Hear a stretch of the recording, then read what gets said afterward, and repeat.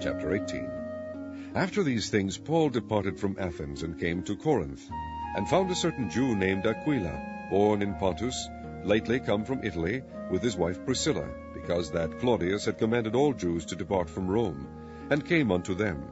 And because he was of the same craft, he abode with them, and wrought, for by their occupation they were tent-makers. And he reasoned in the synagogue every Sabbath, and persuaded the Jews and the Greeks. And when Silas and Timotheus were come from Macedonia, Paul was pressed in the Spirit, and testified to the Jews that Jesus was Christ. And when they opposed themselves and blasphemed, he shook his raiment, and said unto them, Your blood be upon your own heads, I am clean. From henceforth I will go unto the Gentiles.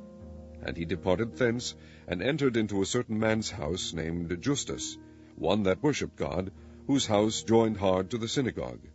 And Crispus, the chief ruler of the synagogue, believed on the Lord with all his house, and many of the Corinthians hearing believed, and were baptized. Then spake the Lord to Paul in the night by a vision.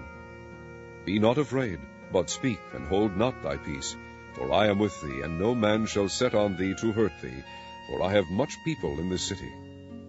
And he continued there 1 year and 6 months, teaching the word of God among them. And when Gallio was the deputy of Achaia, the Jews made insurrection with one accord against Paul, and brought him to the judgment seat, saying, This fellow persuadeth men to worship God contrary to the law.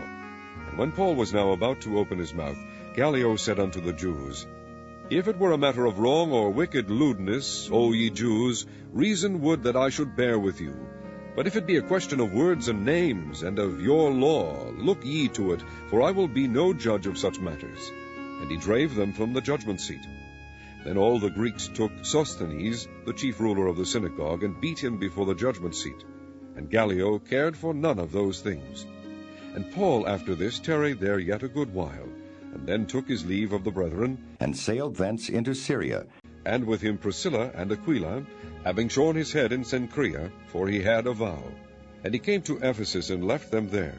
But he himself entered into the synagogue, and reasoned with the Jews. Now when they desired him to tarry longer time with them, he consented not, but bade them farewell, saying, I must by all means keep this feast that cometh in Jerusalem, but I will return again unto you, if God will. And he sailed from Ephesus.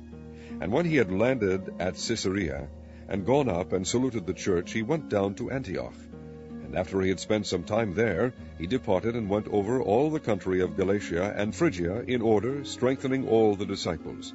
And a certain Jew named Apollos, born at Alexandria, an eloquent man, and mighty in the Scriptures, came to Ephesus. This man was instructed in the way of the Lord, and being fervent in the Spirit, he spake and taught diligently the things of the Lord, knowing only the baptism of John.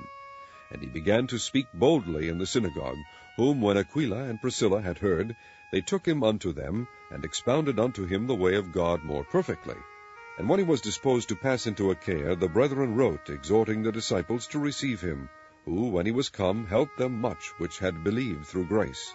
For he mightily convinced the Jews, and that publicly, shewing by the Scriptures that Jesus was Christ.